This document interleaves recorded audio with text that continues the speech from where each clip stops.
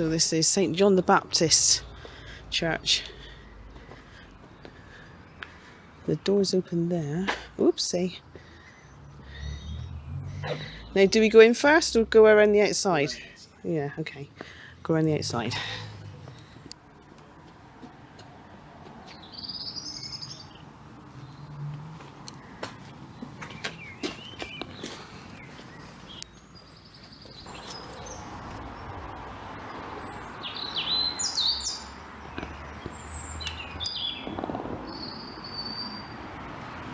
Just noticed some hunky punks along the wall, top of the wall there.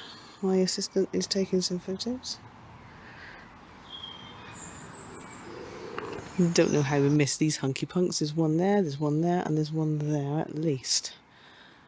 And one on the corner there. Anyway, I think we're about to go in. Right, so this is the porchway. There's the ceiling. And got a little thingamy-bob there. I'm assuming that's Mary and Jesus. Looks like a figure holding a child. It could be St John the Baptist. Oh, it could be St John the Baptist. Oh, I don't know. Don't know. Who knows? Right, come on then. Yes, it's open. Oh, yeah, look at the ceiling. Yeah. It's called the Angel Font. It's been dated to about 1450.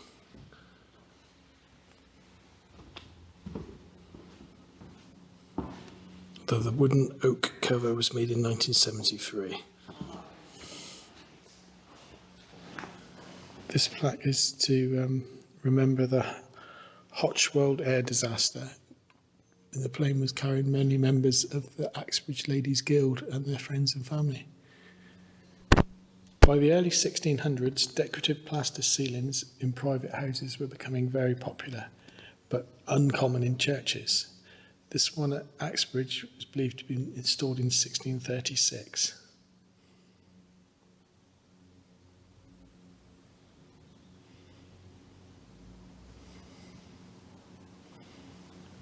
For around 100 years after the building of the church, the walls and ceiling would have been brightly painted with decorative motifs and images of the saints.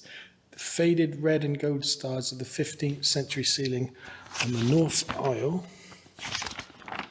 mark where there was richly painted canopies in honour of two chapels. The ceiling above here contains a painted coat of arms, probably that of the donor, and a seated figure representing the Trinity. It's a finely carved depiction of the Virgin Mary up there. In front of us is a embroidered altar frontal dated to 1710. This was embroidered by Abigail Prowse, daughter of George Hooper, Bishop of Bath and Wells, between 1704 and 1727.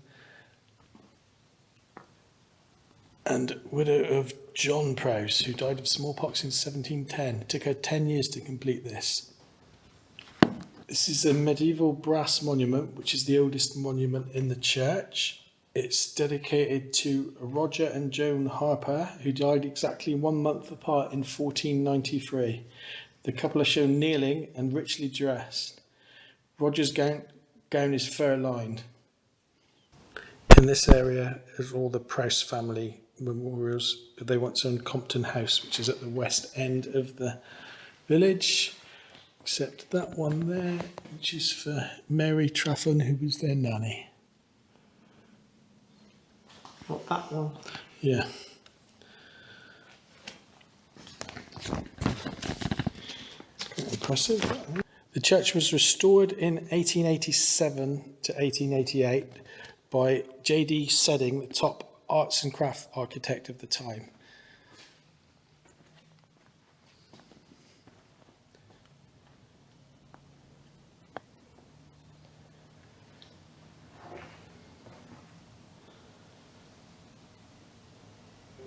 Early 1400 fan-vaulted ceiling, which was uncommon in parish churches.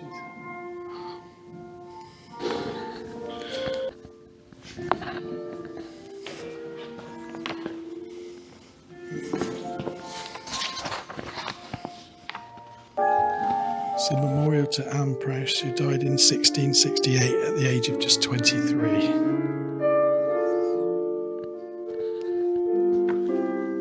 Like many other churches during the Reformation, post 1517, Axebridge Church had most of its colourful paintings whitewashed over, but here's some surviving remnants.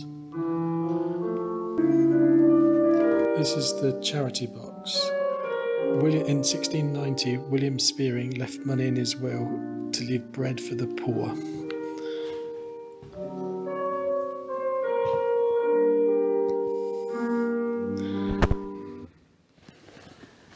So, nice little church, and there's a really nice little guidebook that we've just read all that information from. It's one of those guidebooks, it's not too much information to overload your brain. It was just the right amount, wasn't it? And we were also treated to, I don't know if he's part of the church, but a bloke came in and started playing that. There's like a piano down there. He started playing that, and it was he was playing Summertime, one of my favourite songs, which is now going to be on my brain all day. So, if you were that bloke and you, by some miracle, watch this video, thank you for that lovely piece of piano playing.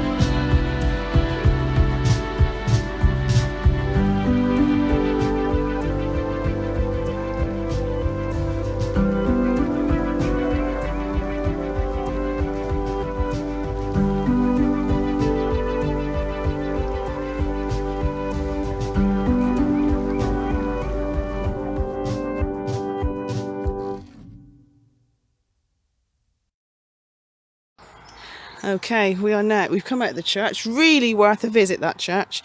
We are now, I can't see the actual screen. We are now going up these steps to the train station.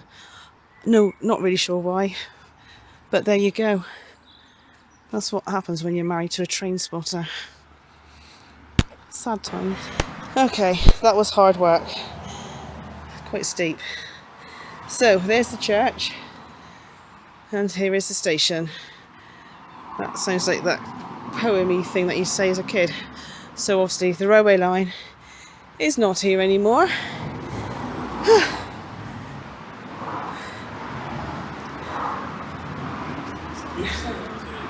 Right next to the road, Axe Valley's men's shed.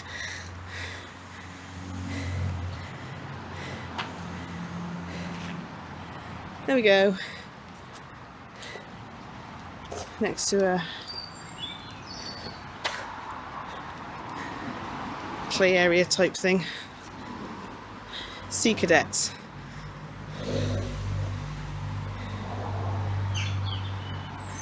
Why are we going around it? Right next to the road, so excuse the traffic noise, can't be helped. And I can't really get across the road to film because there's no pavement. We'd have been on the platform now. This is the platform. Okay. Right. There's no trains. Okay. No. So these are almshouses, which is now the Almshouse Tea Shop. Old almshouse, 15th century house of the poor, run by the Guild of the Blessed Virgin Mary. Here we go. Look at King John's Hunting Lodge Museum. Got about 10 minutes before it opens, so we're just waiting and then we'll be in.